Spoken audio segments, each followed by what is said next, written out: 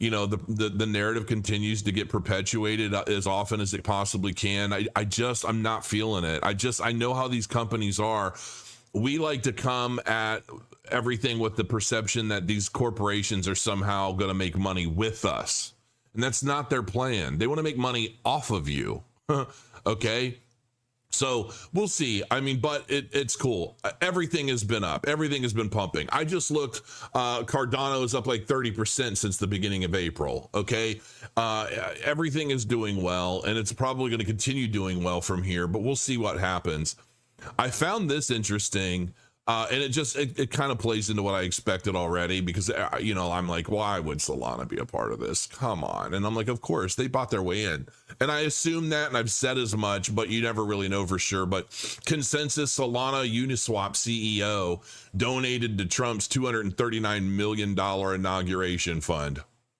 Touche. The SEC under U.S. President Trump announced it would close its investigation of Uniswap and lawsuit against Consensus in February, roughly a month after the donations. This is politics, folks. Whether we like it or not, this is the name of the game, and this takes me back to the conversation I had with Charles about my DREP voting power being so high and how it kind of makes me nervous. I am going to be diving into a lot of those today. I'm going to do them privately, but then I'm going to announce my decisions. I think it's going to be easier for me to do a video after I voted on things and explaining why, rather than try and go through the website live. And I don't really think anybody really cares that much anyway. I'd rather just do quick updates and posts on X about what I do, but I am going to start getting caught up on those the rest of this week and really deep diving into a lot of them and then making votes. I know a big one, is like this whole IOHK thing. It's a significant sum. I really want to dive into it. And I've been seeing guys like Dave on X talking about, it's too much money and this and that. I'm like, you know what? We're going to cover that, but I'm going to cover it in detail later. I even asked Dave, like, do you want to come on the channel and discuss this? Because I kind of have an opposing view today. And so we'll see. According to FEC filings made public on April 20th by the Trump-Vance inaugural committee, Uniswap CEO Hayden Adams donated more than $245,000, so nothing significant.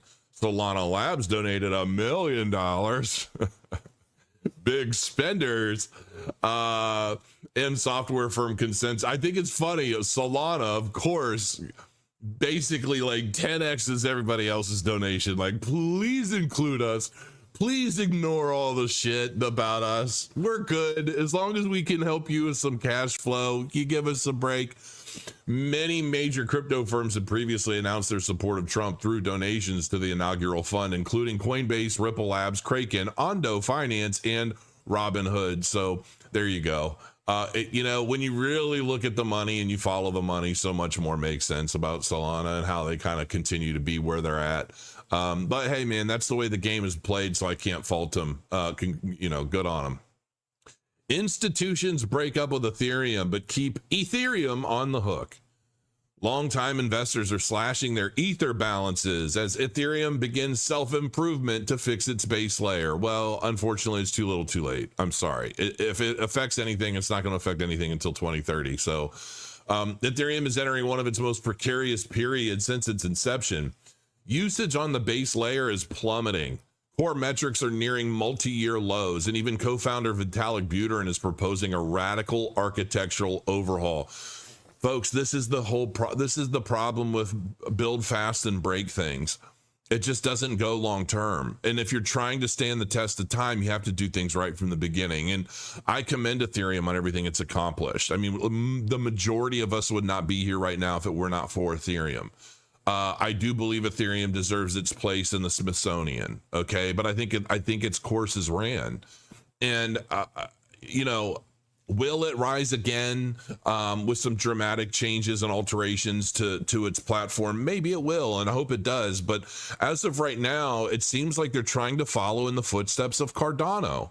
They're looking at Cardano and they're saying, wow, we should have done that. Charles was right about this. Charles was right about that. Well, you know what? We've got Cardano. We don't need Ethereum anymore. I'm sorry to say.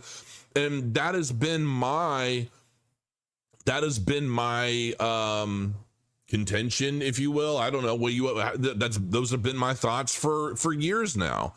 That Cardano is building ahead of the market, building ahead of the current way crypto works and operates for a reason.